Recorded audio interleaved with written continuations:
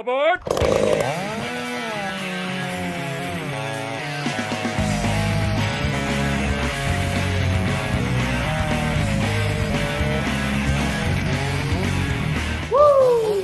Hello and welcome to another episode of the Woodsman Wack-Off, the series that puts two woodsmen face to face to see which competitor can whack off their log the fastest. In today's episode, we are working our way up to find the fastest cutting saw in the under 80cc class range. Today's competitors are the Makita 7910. This Makita / Dolmar has proven itself as the fastest stock saw in its class up to this point. At 79 cc's, it is as big as you can get before crossing over into the 80cc category. It is all stock with the exception of simply having the spark arrestor screen removed. Will its larger displacement be enough to conquer its challenger? The ported Husqvarna 375 XPW. The W stands for wrap handle. This here 375 came from somewhere over on the west coastest where they got the mostest big timber. The porter is unknown, but whomever it was, he sure did a good job porting this aggressive power saw. Can this modified Swede take on the Hamburglar? On the Husqvarna, we have Binford, the bad boy himself. This man does left-hand starts on big bore saws just to even out his calluses. In high contrast on the Makita, Soft Hand Steve. Soft Hand Steve's dating profile says that he enjoys reading Julia Child's recipes while relaxing in the bathtub after a long day of sales and marketing. Binford doesn't even know what a dating profile is. Now let's get it on. All right, there we have Steve saying hi to his mama. Ooh, Binford slicking their hair back. They both fire up their saws without problems, revving them up, getting them ready for the gentle glide down the shaft. Here we go. RPMs are king in this here portion of the challenge. And wow, the 375 really took it. Now here we go for the tug up. Both saws digging in and throwing the chips. Look at that. Well, the Makita is good in this tug up version. Look at that. Wow, it takes the lead. Stunning. Now for the vice grip, we're going to dig in those dogs. Both operators get pulling on them as hard as they can without stalling the saw. And it looks like, well, the Makita stumbled a little bit, and the 375 takes the win. And Binford says to hell with you. But Steve, he knows what's up. All right, so your winner of the day is the Husqvarna 375 XPW. Keep in mind, this saw has been ported. So let's go to Bodie and see what he says about it. Okay, so there you go. Another nice whack-off for you. That Husqvarna is a very nice saw. I can remember whenever I ran it, I immediately thought, oh my gosh. I also thought that it was stock. Turns out it's not stock. It has been ported. But I was immediately worried that it would be faster than the 7310 that I had just recently ported. And now, so bringing up the 7310, that will be probably next week's episode of the Woodsman Wack-Off. But the Dolmar, or the Makita, that thing is no joke. That thing's all stock, except for he removed. That belongs to a buddy of mine. He's actually got a tree service and forestry service, logging. I don't know, he's not really a logger. He's a tree service guy, but he also does forestry mulching and things like that. But that is his saw. And I currently have it sitting right over there. And I am halfway done with the Husqvarna 257 port job. And once I finish that up, I might jump on the Makita, but it is here for being ported. All right, I have another saw for them, a 545. I might do that first. I don't know. The reason the Makita is being put off till the end is because the Makita is going to get. I'm going to try and do is excuse me, I'm going to try and really knock that one out of the park. And I know that you guys might be like, well, why don't you do that with every port job? Because not every port job is a knock it out of the park port job. A knock it out of the park port job costs more money. It takes more time. There's more invested all the way around. So a basic port job, a lot of people call a woods port, a basic port job is a woods ported. Right? There's nothing wrong with it, but whenever you hear woods porting, what you should be understanding, you should know this. When you hear woods ported, what you are hearing is a fancy way of saying a basic port job. All right? Nobody wants to hear a basic port job. It just doesn't work that way. That they want to go, oh yeah, I've got my saw woods ported. It's just a basic good work saw that you can use.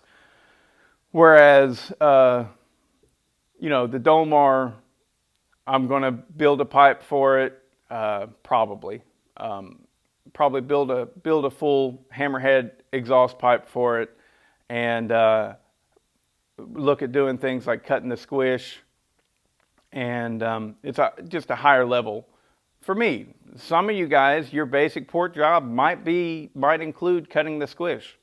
That's great, but yeah, with me, my basic woods port is here, easier to do. And then whenever I take on something else that I'm really, really trying to get everything out of, like for example, this is a prime example, is the exhaust port. I do not believe that that's going to make a difference in performance on a general level, okay? If to polish it to a nice, brilliant shine. I know that a lot of you guys think, you just want to comment, and there's nothing wrong with that. I'm not cutting this down, but I do know that in large, the point of polishing isn't so much performance as it is for stopping carbon buildup. I get that. And I do that on every saw. Basically, there's a difference. There's smoothing and then there's polishing to a mirror finish. So I smooth all my exhaust ports, but I don't buy into the idea that on a basic port job, you should actually mirror polish them. I just don't do that. So, yeah. I mean, I think you get my point there. But with this Dolmar, he made it very clear that he wants to really have as much power as possible. So much to the point that I talked with him and I was like, listen, I might screw up this cylinder, right? So be prepared for that, and you might have to buy a new cylinder. And he's like, I'm okay with that. So we're going to take risks on this thing that I wouldn't normally take. And personally, I think that it's not like I'm going to set the exhaust roof to 92. You know what I mean? I'm still going to aim at a fantastic running saw. But the exhaust roof is a good thing to point out. This saw has a lot of displacement. It's nearly 80 cc's. So I might actually set the exhaust to 98. I would not do that with a 72 cc saw. I mean, you can, and a lot of people get good results and things like that. But you get my point. I'm really looking to get some massive gains out of this Dolmar, and see just how good I can make it. I personally think that I can get it to beat the 592 in stock trim. If I can get that saw to beat the 592, that's going to be nice. That's going to be very nice. And like I said, I think I can do it. So that 375 though, man, that thing ain't no joke. That is a good good saw. And if you guys are out there and you're thinking,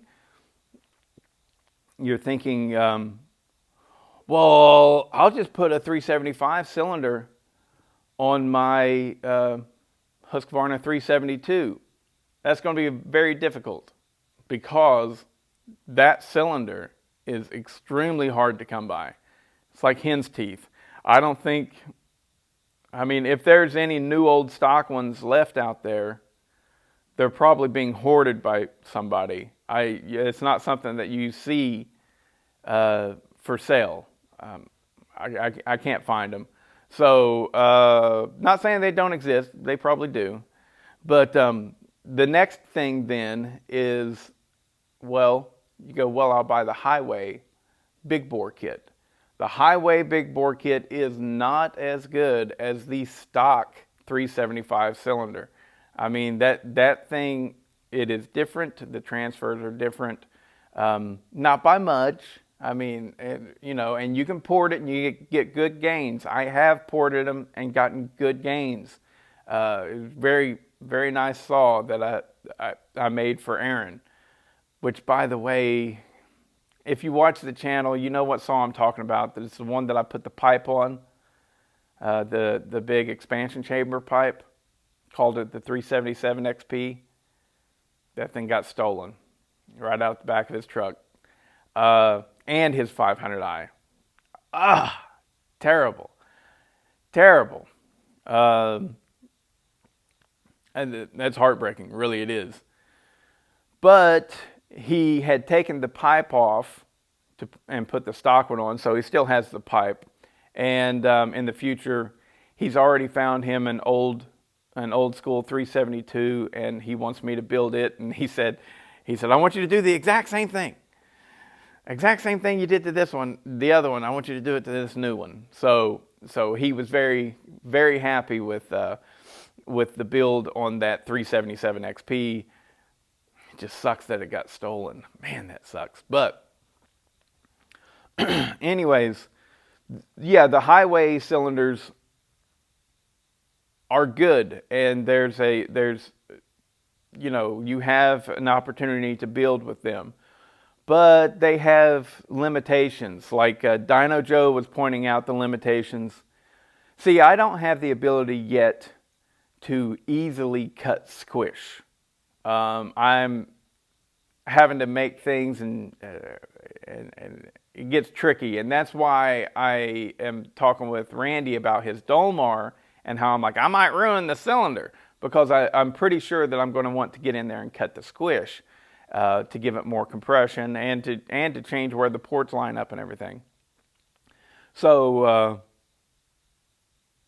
one of the things with the Highway cylinders is you pretty much can't cut the squish, because if you do, you take it up too high and then your ring goes above the chrome liner or the Nicosil liner, whatever they have, and you stand the chance of hanging a ring on that liner. So that's one of the things that they've got really against them, that it would be better to have the stock cylinder because the stock cylinder, you can get in there and really change the squish, cut away at the squish, so that your piston is going further into the combustion chamber, and thus making that combustion chamber smaller and giving you more compression. So, yeah, a little bit of rambling about that.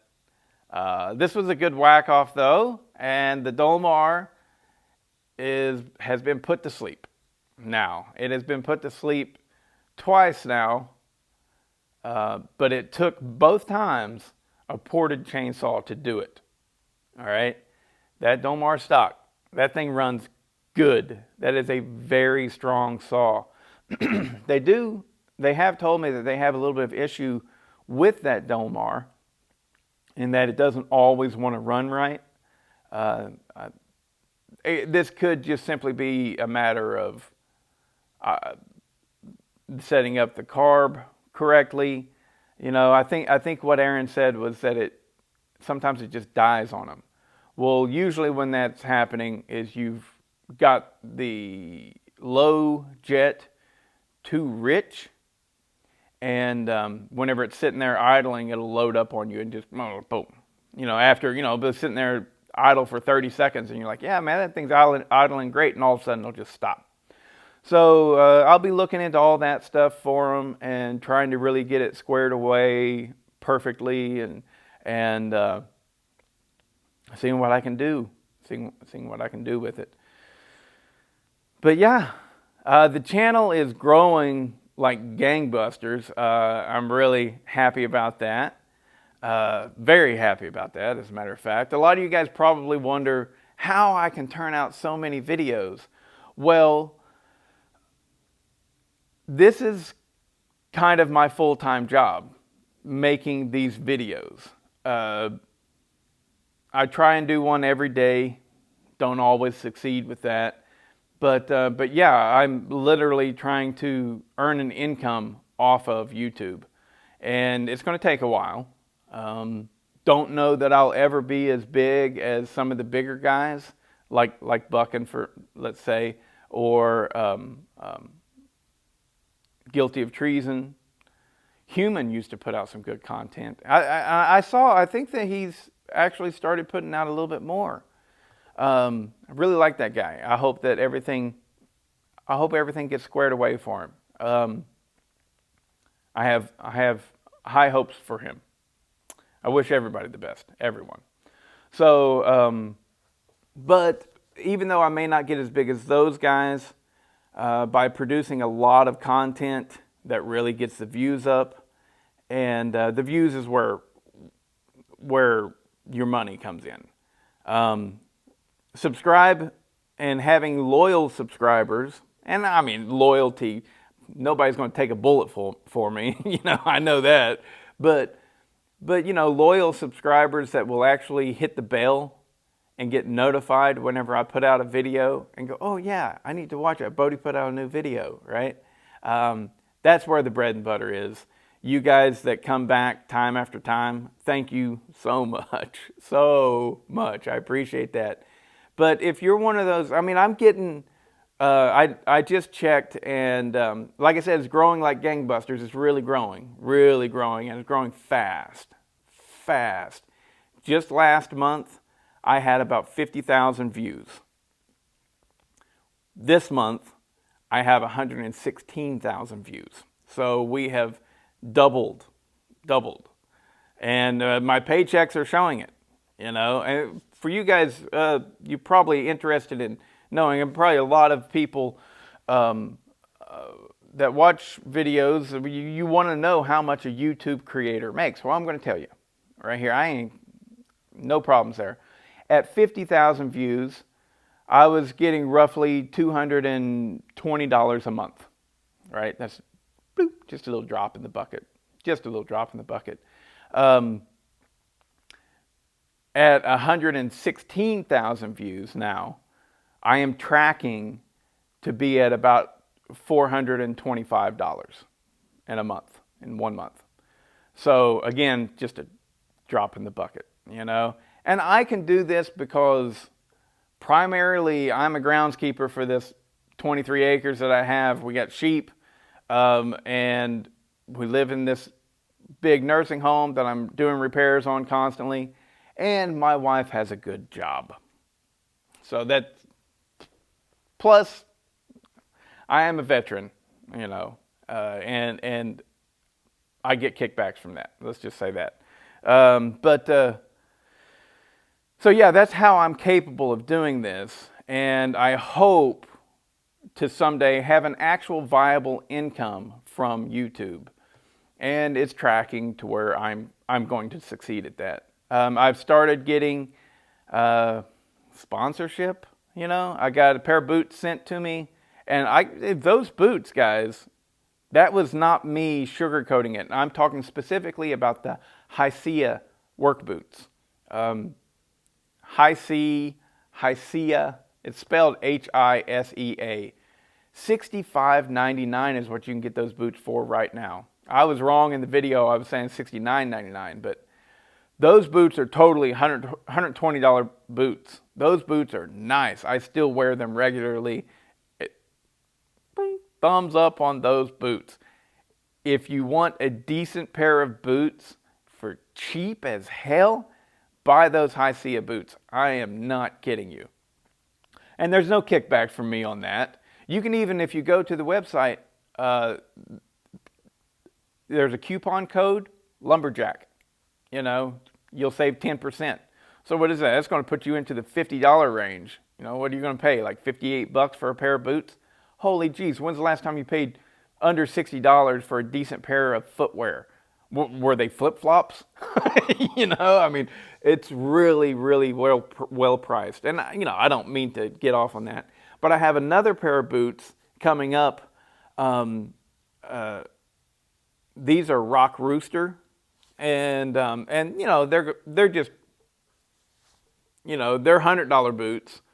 And, yeah, they fit the bill for a $100 pair of boots. Nothing special. They're just $100 boots. But they're tactical boots, and that's why I wanted to do it. I wanted to get tactical boots because of my new character that I got coming up, Tactical Todd. Todd, I know that you don't want me to name a character after you, but sorry, buddy. Tactical Todd just rolls off the tongue nicely. I mean, nobody's complaining about Soft Hand Steve, you know, so you're just going to have to live with that, buddy. But anyways, he's not going to be a total douchebag either. Tactical Todd's going to be cool. I think you'll like Tactical Todd. He is kind of douchey, though, because I'm making fun of the folks who are so ridiculously ate up with the military ideology, but they never actually served in the military. See, that's one of those things that really kind of gets me. I don't think that everybody has to join the military. I do think that it would be good for our country if we did it like Israel does. Everyone serves. Everyone takes a service of some sort. If you don't go into the military, I think they have another option that's kind of like the Peace Corps, and you serve for 2 years. I love that.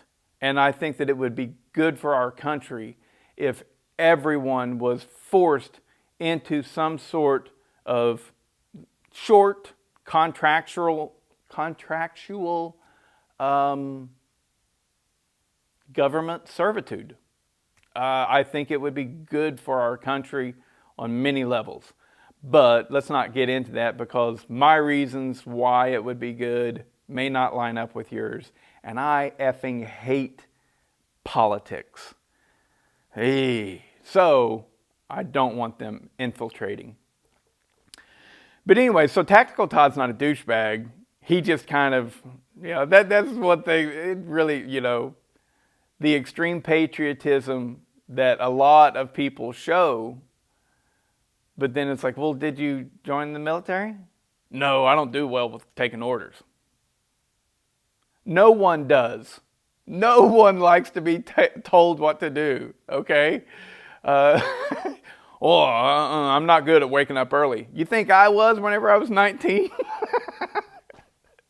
So anyways, you know, it's just one of those things that kind of like, people go overboard with a lot of stuff. Like I am overboard on my chainsaw addiction. Absolutely. But it's kind of like being overboard on a chainsaw addiction, and yet you never go out and use your chainsaws. You just buy them. You know, it's like that don't make no sense. How are you overboard on the American flag? Overboard. Big 10-foot flag dangling from the back of your truck, and you're yelling, "Woo, America first!" And you get a government paycheck that you didn't earn. Anyways, little things that it's stick in my craw. It don't bother me. I'm just like, that's absurd. That's like, it's like the guy who constantly makes fun of homosexuals, but secretly he wants to suck a cock. Yeah. Anyways, I shouldn't have said that. That's so bad. But you know what? If you're going to like and subscribe to this channel, you should understand what you're getting yourself into. I am not going to preach religion. I am not going to harp on safety. That's another thing. You know, I've been thinking about doing a safety video, guys, for the safety police. Don't get me wrong. I completely understand that every time someone tells me you should be wearing safety goggles or you should be wearing chaps, right? I completely know that it is heartfelt and said with good intent. I get it. I really do. I got, you know, one guy, man, I got a viewer from Japan. I was really cool. I liked that. He liked my Shindawa video, and he talks with me, and he's got a little bit, you know, his English is pretty good. His English is way better than my Japanese. But you could, you know, in his little kind of broken English, he tells me, you know, oh, please be safe. I want to see you in more videos in the future. And what a good heart. You know, I get it. You guys have good hearts. I do. But, you know, I'm a 45-year-old man. I'm not a 12-year-old boy that doesn't know no better. You know, do I understand that things can happen to me? Absolutely. I try to gauge my risks for sure. If you notice, whenever I was cutting on that 8120, I made sure to stay, I had it, you know, I was cutting a stump. I made sure that I was on the top of the power head as I was pushing it through. I didn't get on the bottom side to where if that chain did something funky, which it wouldn't have because it was inside a tree. Even if that chain derails, if you're inside a tree, it's just going to get hung up on the tree. It's not going to come back and bite you. But if it did, I'm on the top side of the saw and the chain would just shoot out in front of me. So it may not seem like I am taking safety seriously because y'all do things differently than I do. But I am taking it seriously. If I am in the forest where branches can fall on my head, I will wear my helmet. If I'm not, if I'm in a clearing, I'm not wearing that effing helmet. I'm not doing it. So, and you know, one of my subscribers, I can't remember who it was, this way back, I had donned my chaps because I was cutting with long bars. I was cutting in long bars in wood that, you know, I was firewood cutting type of stuff, and it could have twisted and pinched and things like that. And so I was like, I'm wearing my chaps because this big 28-inch chain could come back and bite me. And so I wore my chaps. And I said that in the video, but then one of the subscribers, he says, good on you for wearing the chaps, but sadly, nearly all accidents in the wood come from above. And he's not wrong. So, anyways, I've been thinking about doing a funny video about the chainsaw police, or the safety police, you know, because I have a friend, and let me see how long this video is running. Oh, we're at 30 minutes. Oh, good Lord. I have a good buddy, Alex, and Alex is a professional arborist. He's actually got a bachelor's degree somehow in this kind of stuff, and he worked as a climber for many years. He will not even start a chainsaw without his chaps. He won't run a chainsaw without his helmet. You know, I mean, that's just the way he rolls. Am I telling him to take that shit off? You look goofy. No, I would never say that, you know.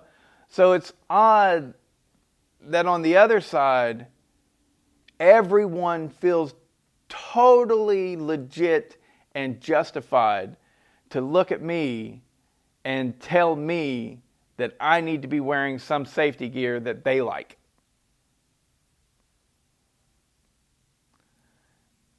You think I go out of the state of Georgia to a place where they don't have a helmet law, and I pull up to the gas station and I see old dude over here pulling up on his motorcycle, and all he has is a skull cap and sunglasses? You think I'm going over to him and saying, hey, you should really put on a fucking helmet, man. That stuff, that's unsafe. You're going to have a wreck and bust your head open. That person knows it. That person knows the risk they are taking, and they're clearly okay with it. What business is it of mine to worry about his personal welfare?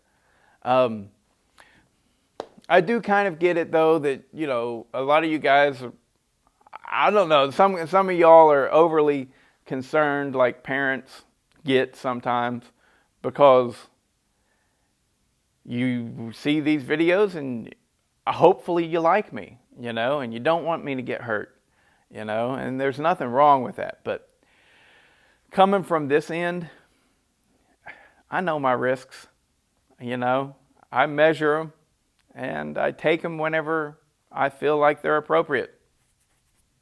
So anyways, enough of that. This has been a long video. Woo! Channel is growing. Welcome new subscribers, and I'm really enjoying this ride. It's fun. It's going to be really good whenever I can get to where I'm making enough money to actually do the kind of videos that I want. Because regular subscribers, you probably know that I am actually a videographer by trade. So, with more money comes better videos. And I think that if you've watched my channel from the beginning, you have seen this happen. You know, because at the beginning it was nothing but just regular plain old stuff. Then along comes the wack-offs. Then the green screen, which if you're, you know, my green screen isn't that good.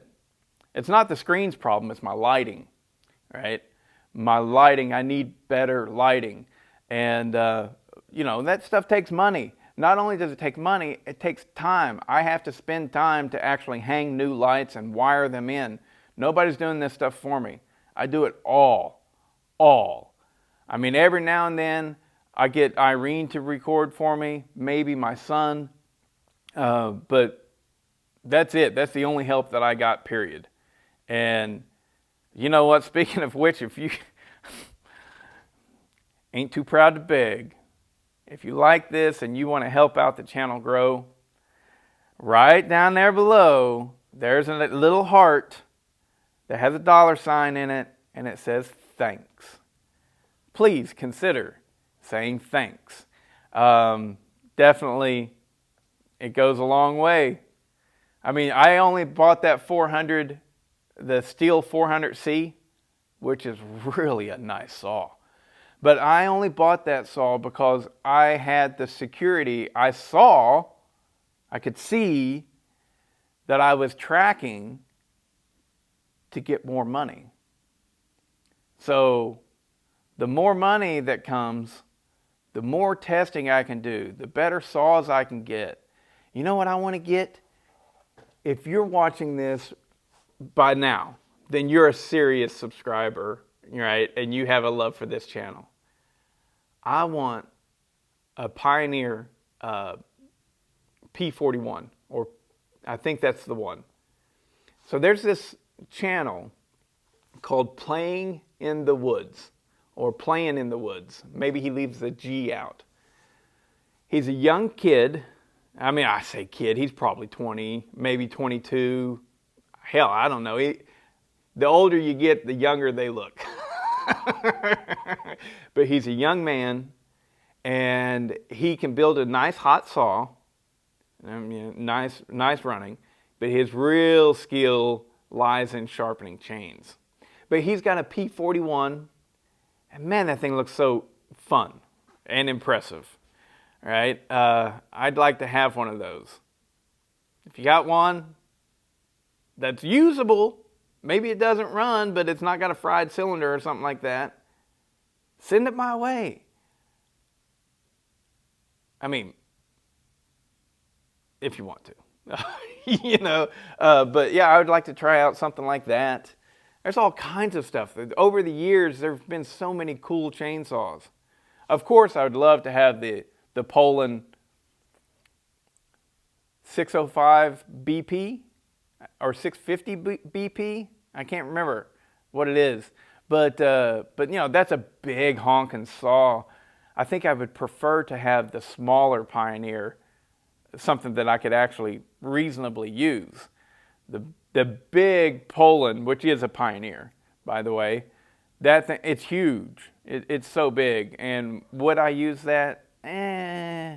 Probably not. But the little P41, reed-fed saw, you can really hop them up, get them nice and good runners. That looks like a fun saw to me. Anyways, that's enough. See ya.